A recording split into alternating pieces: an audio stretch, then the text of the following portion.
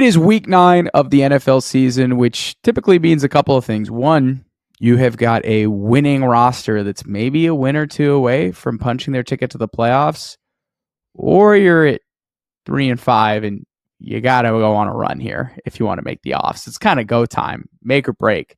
And the running back position, man, it is barren. It is barren out there. But we got your back here on the Regression to the Mean podcast, because on today's episode of the Regression to the Mean podcast, we have our top 45 running backs for week 9 of the NFL season. And we fact checked that. It is actually 45 on the nose. Got it right. Aiden has confirmed that I got it correct there. It's true. I'm your host, Sean. I'm joined by my good friend, my fellow co-host, my fellow knower of ball, Aiden Holler. Aiden, it's been a while. Or not too long. I actually saw you in person last weekend. How you doing, man? Doing well. Yeah, it's been, a week since we've recorded together, though, which feels like ages. Yeah, if anyone out there listened to our Monday waivers episode, you probably realized Sean was not there. Sean was mini-mooning after his wedding this week. So I'm doing well, Sean. How you doing? How's it back in the saddle? Feels good to be back. I was pretty burnt out talking fantasy football, dealing with the injuries. I needed a break, and the wedding was amazing. It was so good to see you and Keegan. The mini moon that we went on was awesome. Feel refreshed, feel rejuvenated. I'm ready to go. I'm ready to talk ball, dude. And shout out Aiden and Keegan for running the waiver wire episode. It's doing pretty well on our feed. Getting a lot of positive feedback. If you haven't had a chance, there's probably guys I talked about that didn't get picked up. So go pick them up. You might find a diamond in the rough here. You want to listen to the information these guys are laying out there. It feels good, though. That was actually the first time in the podcast 3-year history or so that I have not been on an episode. So it's a big deal. These guys, big moment. It was produced, recorded, put it out there. It is. It was very big for the program, and my wife is very happy that there's proof that I'm not required to do the episodes. So shout out these two again. Okay, so for today's episode, if you are new to our rankings, pretty simple. I've ranked the top 45 running backs. I've broken them into 6 tiers. I'm going to share guys that I'm higher or lower on versus Fantasy Pros expert consensus rankings. As I go through each tier, I'm going to pause. Aiden's going to share guys that he's excited about this week, maybe guys that he thinks that I'm too high or too low on. Maybe I should adjust my tiers. He's really going to kind of give me that feedback I need as I look to tinker throughout the week. These rankings are powered by a bunch of different facets and factors. So I take a look at implied team total rank via Vegas. I take a look at fantasy point production, expected fantasy point production.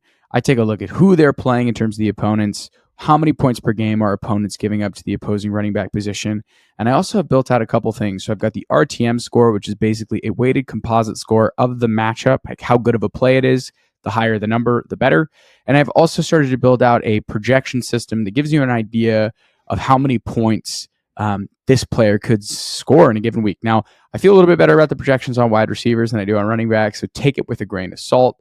But I believe it is generally accurate, and I'll kind of go through and explain my process on some of these numbers you're seeing. As always, the rankings, they're found in the show notes below. So if you want to click on them, take a look at them, reference them, feel free to do so. You do not necessarily have to follow along through every single tier. If you're just looking for, Chase Brown versus Alexander Mattison, well, we got you covered, right? So make sure to jump through in those tiers. Aiden, there are people, though, that are watching this that are probably just discovered us, clicking on a thumbnail, to giving us a try. What do you have to say for the people at home that are just watching us for the first time? Yeah, welcome to the show, first of all. Good to have you here on the Mean Team. All we ask you is just give us a chance here. Sit down, enjoy the show. Sean so graciously timestamps all of our different tiers. He'll tell you who's in each tier below. We've even got our spreadsheet here with Sean's master formulae on the sheet. So sit down, enjoy the show, like, comment, subscribe, whether you deem fit. But good to have you here on board. And we're gonna tell you what's good for week 9, pretty much. We are indeed. So kicking things off here with tier 1. I think you can kind of move these guys around any way you want. I don't think there's too much of a difference between these top 5. So running backs 1 through 5. At RB1, I've done it for the first time this season. I've got Bijan Robinson at RB1. I've got Aiden's favorite player in the world, Kyren Williams, at 2.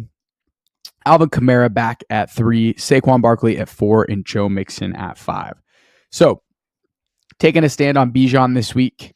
Dallas is getting gashed by running backs. Bijan over the past 4 weeks has the top 3 production paired with the top 5 usage.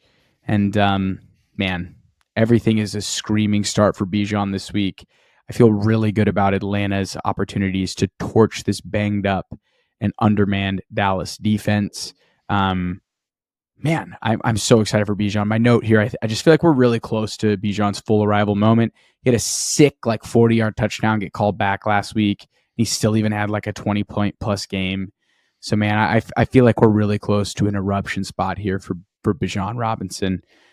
Outside of Bijan Robinson, I've got Alvin Kamara 2 spots ahead of ECR. Welcome back, Derek Carr. Hello, Carolina Panthers rush defense. Things are looking really good for Kamara to bounce back here. He is a positive regression candidate here, if you can see in the efficiency column. And Saquon Barkley, I've had him as my RB1 pretty consistently, dropping him down for this week. Nothing really against how he's performed. He's looked quite good. But some of the fears that I had for Saquon coming into the year have come out over the past 4 weeks. Haven't necessarily gotten receptions, and the tush push is really back. So that is definitely impacting Saquon's ceiling. Joe Mixon, again, is just a workhorse. No Steph Diggs, no Nico Collins. I think it's time to feed Joe Mixon. So I'll pause here. Aiden, anyone you want to call out in tier 1 before we get to tier 2? Yeah, I think you make a really good point about Mr. Bijan Robinson. It's nothing against Tyler Algier. I think he's a great running back, but we're finally starting to see the usage that I think we all expected out of the gates. I wouldn't say it was close, it was closer to 50-50 to start the year, whereas we've definitely tipped this scale a little bit, which makes sense. This is first-round draft capital, truly special talent of Bijan Robinson. Didn't even have the best day on the ground last week, but still clear 100 yards again. That's a couple games in a row now. And like you mentioned, Dallas' defense is banged up. It's banged up. I was trying to think of something better to say, but there's really no other way around it. That defense banged up. I expect another big game there. The tush push, like you mentioned too. So bad. I was never wrong just early, all right, with the Saquon hate, because this is my fear. Really hot on TDs early, and it was I pronounced it dead. I had a shovel myself. I was digging, getting ready to tombstone. Jalen Hurts is pacing for the most rushing touchdowns in his career right now. It's not dead. The dude's got 7 through 7 games. His career high is 15. It's as far from dead as we thought. It's so lame. It's so lame. You can't tell me that Saquon can't just score from the 1 like they're doing, and they're putting Jalen at risk. I don't know. Whatever. I'm just a mad Saquon owner. But regardless, the role is still fantastic. He's touching the ball so much. Valuable touches. It's just, if he doesn't get in and he gets down to the 2 or the 1, like DeAndre Swift knew from last year, it's just an absolute nightmare. So those are the 2 main guys I want to highlight. Alvin Kamara too, actually. I do think Derek Carr is a pretty big bump for him. He's playing through the injuries, which makes me a little nervous. If I was nervous about any one of these 5 to faceplant, it would be AK. But in PPR formats, because he's probably going to see somewhere in the 5 to 10 range of targets, assuming he doesn't get hurt, his floor is just by far the safest. So I don't know. It's hard to pick a hole in all 5 of these, like you mentioned. Just an absolute workhorse tier here. Most of them outside of Joe Mixon with absolute cush matchups. Yeah, these are all pretty good starts. Yeah. I'd feel happy about it. I have a team that has Bijan and Kyren. It's pretty cool. It's pretty cool to run into matchups with both those guys. And I will say on Kyren, dude's a touchdown machine. McVay. Yeah, it's unreal. The Austin Eckler comps are pretty aligned. They're pretty similar. I know that. They're pretty similar. It annoys the shit out of me, but he just keeps touching the ball, and he really does excel in the red zone and on third down. It's like McVay says, it's like your money touches, he excels. Whereas a lot of the times he's just running to his line, but Push comes to shove, Kyren shows up, and McVay's gonna keep giving him 90% snap share until he proves he can't do that anymore. And he's nasty in pass pro, and he's starting to get involved as a pass catcher too. Which, if he's getting 4 or 5 targets a game, it's curtains. He scored that little like little Texas wheel route out of the backfield and was like, it was wide open. So he's got multiple receiving touchdowns this year. I think he's got 2. Bijan has the first. He just had his first one. Yeah. Bijan had like a 50-yard touchdown called back. I think it was like 40 yards. Nasty. Yeah. He broke like 5 tackles on it. Like, we'll get into Gibbs. I know like Gibbs had like the rushing touchdown of the week, like 60 yards. But, like, Bijan's was pretty similar, going to the opposite sideline. So it's kind of a bummer that that one got called back, but it's okay. Still we're close. We're close. Right we're right there. And Bijan too. 25 points in week 6, 23 in week 7, 23 in week 8. Bijan he hasn't scored less than 10 points yet this year. He's been phenomenal. He's been phenomenal to start the year. All right, tier 2 running backs 6 through 12. I've got Kenneth Walker at 6, Jahmyr Gibbs at 7, Derrick Henry at 8, Breece Hall at 9, DeAndre Swift at 10, James Cook at 11, Devin Achane here at 12.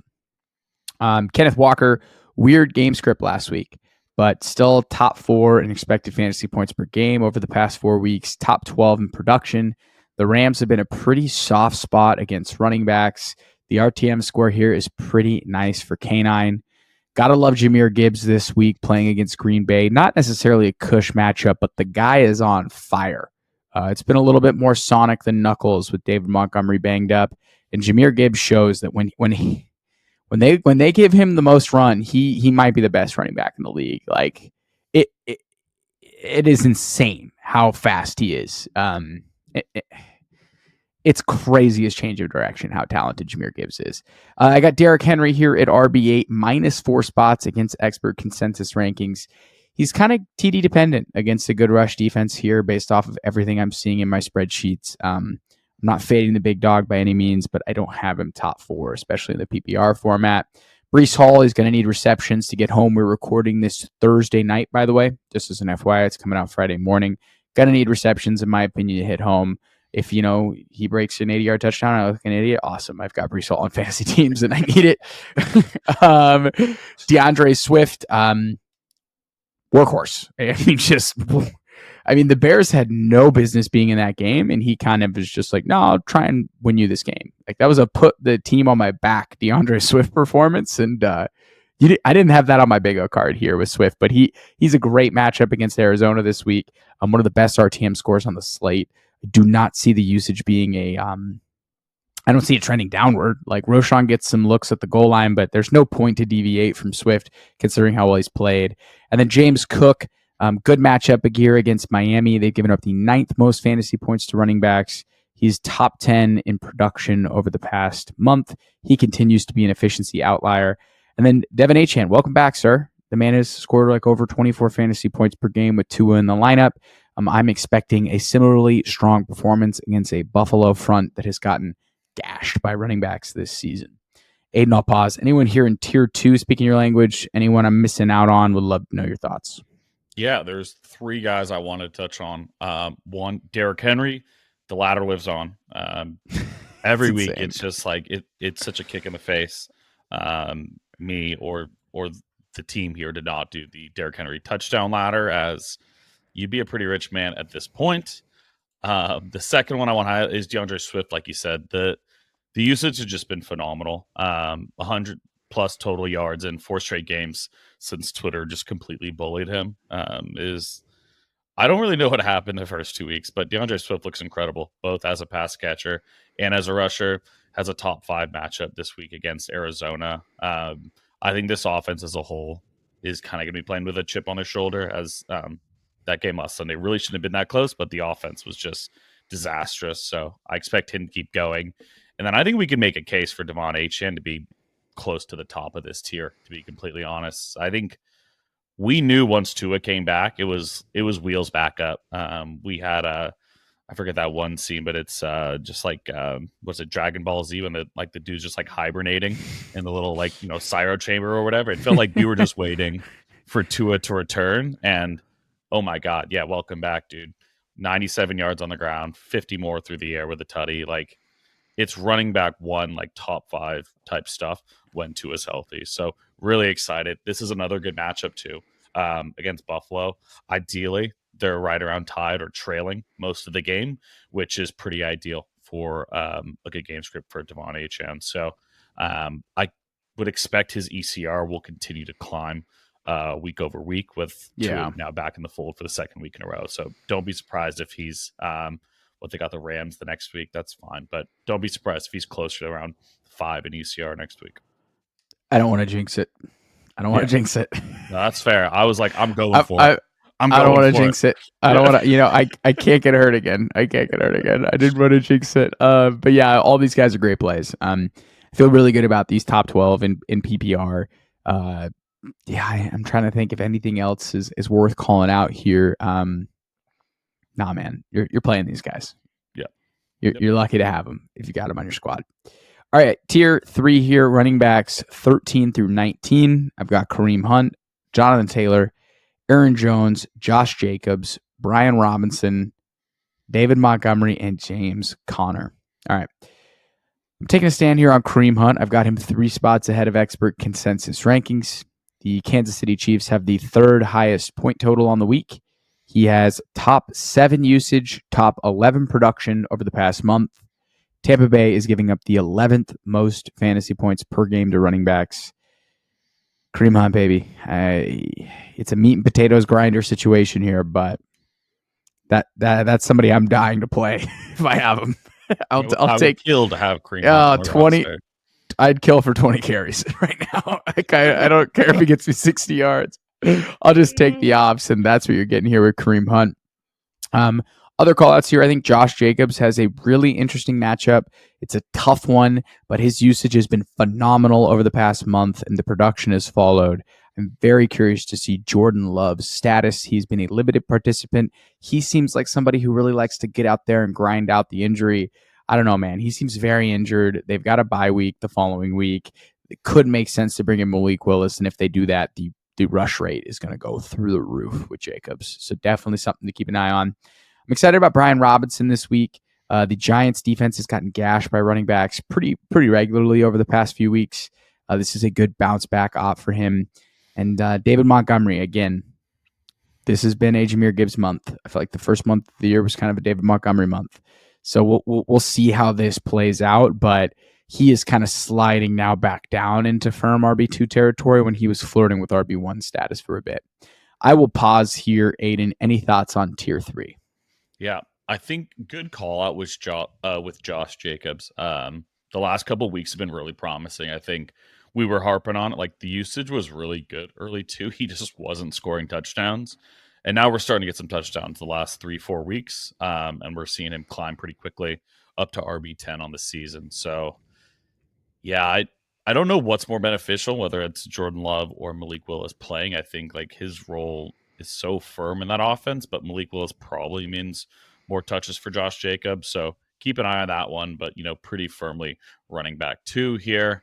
And then James Conner, like you mentioned too, feels like a positive regression candidate. Not the best matchup in the world. We saw last week the Commanders didn't do a whole lot on the ground against Chicago, but Kyler Murray and James Conner are, a pretty dynamic duo in that backfield. So we'll see how that one goes. But again, this is another really good tier. You're firing up all these guys. No questions asked. One call out to Jonathan Taylor, 100% of the rush attempts in his return. So it'll be interesting to see Jonathan Taylor here in the Joe Flacco, Shane Steichen offense. If you remember, in Joe Flacco's starts, JT was hurt. So very curious to see how he operates, what it looks like for him with a much more, I'd say, functional passing attack with the Colts versus probably a little less explosive, all things considered. But it'll be interesting to see JT operate within that context. Tough matchup against Minnesota. They've been rough on running backs historically, but Kyren went in there and lit their asses up. So very, very intrigued to see what Jonathan Taylor accomplishes on Sunday Night Football against the Minnesota Vikings. Tier 4 here. Tier 4, you're still starting these guys, but it's starting to get a little starting to get a little shaky. I've got running backs 20 through 25. Tony Pollard at 20, Chase Brown at 21, J.K. Dobbins at 22, 23 Alexander Mattison, 24 Tyrone Tracy, 25 Javonte Williams. So start things off here with Tony Pollard. Tony Pollard has not practiced yet this week with a foot thing. No idea if this is a real injury or maintenance injury. Do you have a read on? I know you're a Pollard posse guy. Do you have a read on this? If this is just like a DMP, FP on Friday? Feels like a maintenance thing to me. Okay. Didn't seem limited last week. Played the full game through it, but we'll see. It feels like a maintenance thing to me. There's what Tony Pollard is. You don't need to practice. Yeah, I'm not seeing anything here in the reports from some of their beat reporters. But I believe Tajay, who we'll talk about a little bit later, who's the backup to Tony Pollard, he did not practice today.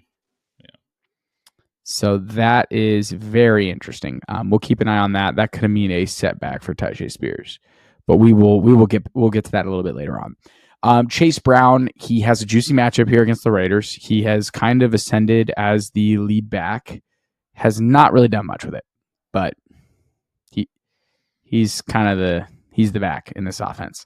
I want to call out Alexander Mattison, who I've got 6 spots ahead of expert consensus rankings. I've got him as a top 24 play this week. He has been bad as a football player, but he has been the number 1 running back in terms of usage, expected fantasy points over the past month. Insanity. What's going on there with the Raiders? He is a full-blown workhorse, and they don't care if he's good or not. Our projections love him. There's no way he's going to score 21 fantasy points, but I definitely do think you can play him and play him confidently this week. It's not going to be pretty. Don't watch the game, but you're going to look up and see like 13 to 14 fantasy points, and you're going to thank me later, hopefully. Last call out here is Tyrone Tracy. Learned a little bit more about the concussion protocol this week. So stage 1 of the concussion protocol, you're not doing anything. Stage 3, you're in a limited capacity up to 60 minutes of practice with a non-contact jersey. Looks like Tyrone Tracy was in stage 1 of the protocol earlier in the week, and he has been upgraded to stage 3 on Thursday. So still has 2 more stages to clear until he plays on Sunday, but he's trending in a positive direction if he's practicing on Thursday. I'll pause here. Any thoughts on the guys in this tier, injury things, any injury call outs? What are you thinking here in tier 4? Yeah, 2 guys here I just want to call out. Javonte Williams did exactly what we called. I just want to highlight. We talked about Javonte Williams' eruption spot against Carolina.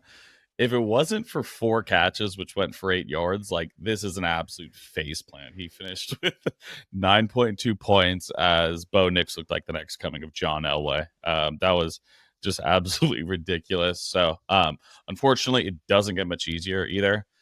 He faces a pretty stout Baltimore offense. So I'd be a little queasy starting Javonte this week. Just being completely honest. Like, I don't know who else you got in the room. You might have to, but I wouldn't feel good about it. I do think this week is going to look more like the first kind of 4 weeks of the season where, you grind yourself to 10 points and pray you score. And then the second one you mentioned is Chase Brown. I was wrong about Chase Brown. I think we turned the page on him a little early at the start of this season, but he's proven to be pretty dynamic both as a pure rusher and as a pass catcher. So, there's teams where I ended up drafting both, and this is absolutely the guy that if you were to have both, you should be starting at this point of the season. So, year 2 running back getting stronger as the year goes on is what we like to see. Stronger in air quotes, though. Like, what has Chase Brown done this season? I'm pulling it up here. So he scored 11 points. So he's gone 23 points, 16 points, 14, 7, 11. Yeah, you'll take it. You'll take it. You'll Finding take it. Pater, like just give me touchdowns, give me a couple catches. I don't expect him to be a massive yards per carry guy unless he's breaking big runs. So it's okay. Just be involved in like the offense, like both parts of it. We'll take it. All right, Moving on here to tier 5, running backs 26 to 32. I'd say the last of the startables, like the comfortable startables, in a 12-man format. I've got Zack Moss at 26, Chuba Hubbard at 27, Rhamondre Stevenson 28, Tank Bigsby 29, Bucky Irving 30, Rachaad White 31, and Rico Dowdle 32. I'm high on Zach Moss compared to the rest of consensus. LV, I mean, the Raiders are a pretty good matchup to running backs, and Moss has this clear cut pass catching role. I do think it's valuable, and I'd rather play a running back on a good offense in a timeshare than vice versa, which is like guys you get with Chuba Hubbard, who isn't playing in garbage time, which is a nightmare, right? You know, Jonathan Brooks is probably going to get some run this week. They're playing Miles Sanders. It's just kind of a nightmare for Chuba. That sell high window is probably closed. Like Rhamondre Stevenson, this is a solid spot, but it's the Patriots offense. You can never feel that comfortable about it. Tank Bigsby is Travis Etienne coming back. Bucky Irving's got this toe injury. Rachaad White is the clear lead back because now they need him as a pass catcher. And like Dowdle's clearly the best running back, but he's like replacement level at best. So this tier is not good. But you're probably going to have to play some of these guys.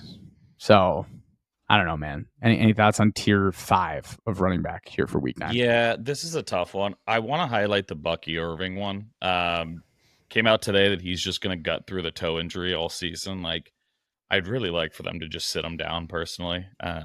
You really hate the just like nagging season-long injuries, especially below the knee. So something to be aware of with Bucky Irving, kind of with Tank Bigsby as well. I wouldn't say nagging, but limited with his ankle injury and ETN coming back. I'm really curious to see what this split looks like, as it really did feel like for the most of this year, Tank Bigsby was the better running back. We'll see though. Like you mentioned, not a great matchup to start with. I wouldn't have a ton of confidence starting either one. And then Rhamondre, pretty good spot for Rhamondre. Drake May has been logging limited practices as well. My assumption early in the week was Drake May was probably not going to play this week, but it's looking more and more likely that he is going to play. So I think it's a good play regardless. If Drake May is playing, which it's kind of trending that he is, even better in terms of trending up for Rhamondre. So tough tier here, like you mentioned. These ones make you a bit queasy, moving them into the lineup for sure. You're gonna have to play these guys. Like, dude, I have a league where I'm so banged up at running back. I would kill for this tier at this point. I'm firing up Bigsby in a league. I'm firing up. I would, dude. League, and I would considering a Moss start as well. So it's. I would fire up Mattison Dowdle with confidence, with a grin on your face. Oh, I'd be like, I got a chance to win here. Oh man, you know exactly what league I'm talking about. Okay, yeah. tier 6 is the actual guys that I'm all debating on whether to start in that league. Come back, Christian McCaffrey. Running backs 33 to 45. This is a flat tier as you're gonna get. So I've got Tyler Algier at 33, Mostert 34, Austin Eckler 35, Nick Chubb 36, Devin Singletary 37, Ray Davis 38. Roschon Johnson, 39, Tight J's Spears, 40, Justice Hill, 41, Zach Charbonnet, 42, Miles Sanders, 43, Zeke Elliott, 44, Jaleel McLaughlin, 45. So I'm down on Nick Chubb. Nothing against Nick Chubb. It's just a tough matchup. Chargers have been really good against the run. Nick Chubb has top 40 usage, top 41 production. So it's nothing to write home about. I'm not discounting Nick Chubb. He could definitely score a touchdown this week. I definitely do think he is ramping up nicely after this knee injury. It's kind of a miracle he's out there doing this. But I definitely want to pause the brakes because I think some people are super high on Chubb. I think maybe back end of the year, it's going to be a pretty big deal for Nick Chubb. Devin Singletary, it's a good matchup if Tyrone Tracy doesn't play. I like Roschon Johnson as a touchdown vulture. He has the standalone role. Justice Hill is kind of game strip dependent. If they're passing the ball a ton, same with Zach Charbonnet.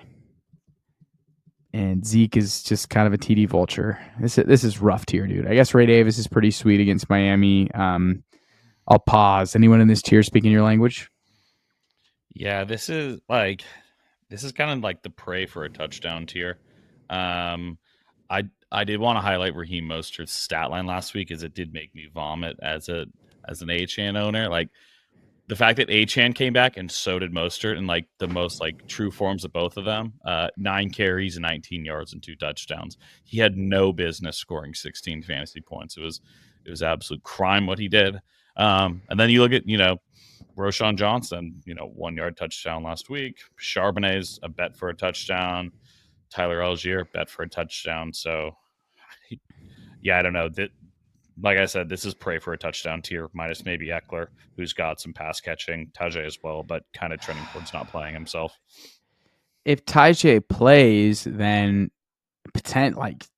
he's the one that's most intrigued me against New England, who's a bad rush defense. Tony Pollard's nursing a foot injury. Like, Tajay would actually be a fun start. Now it might face plant, but like it could be a fun start.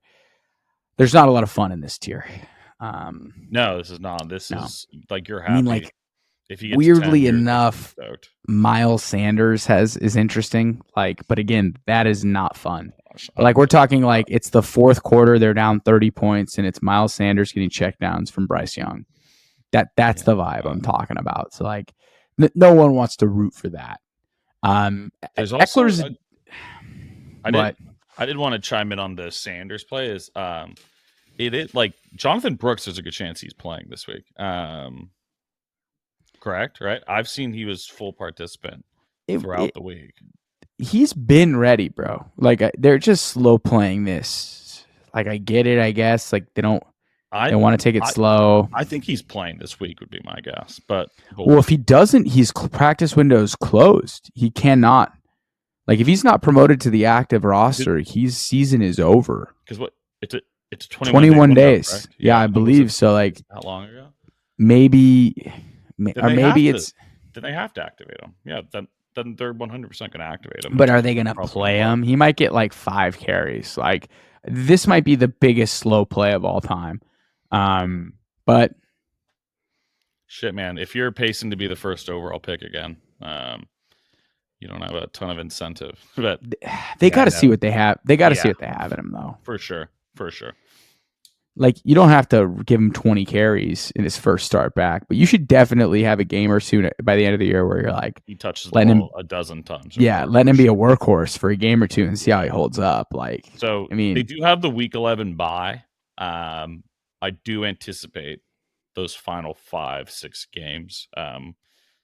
We get a better idea of what Jonathan Brooks is, which sucks for fantasy owners and best ball owners. But maybe not best ball owners, as you might get some value from him. Maybe not fantasy owners too, and because he could be an ultra valuable asset in the fantasy playoffs. Like, if he's good. Yeah, you've got Dallas week 15, Arizona week 16, Tampa Bay week 17. Wow, those are all top 12 matchups. Trending down. Those are great. Yeah. Go trade for Jonathan Brooks. Yeah, go get Jonathan. If you're still here at the 45-minute mark, go get John Brooks because he's got a great playoff schedule. All right, Aiden. That is 45 running backs. 20 too many. It got real lame after even not the top 24 were fun, and then everything else was just brutal. But that's running back for you, man. We are going to have wide receivers in the feed Saturday. This is coming to you Friday. Aiden, anything to say to the listeners before we get out of here? If the Bears don't win on Sunday, I don't know how much longer I keep doing this, boys. But no, in all seriousness, good luck with your running back starts. It's been a brutal position this year if you don't have one of the top dogs. So I hope you pick the right guy. It's just been a brutal year in general, but we keep chugging along regardless. All right, Aiden. On the saddle. Until next time, and thank you everybody for tuning in.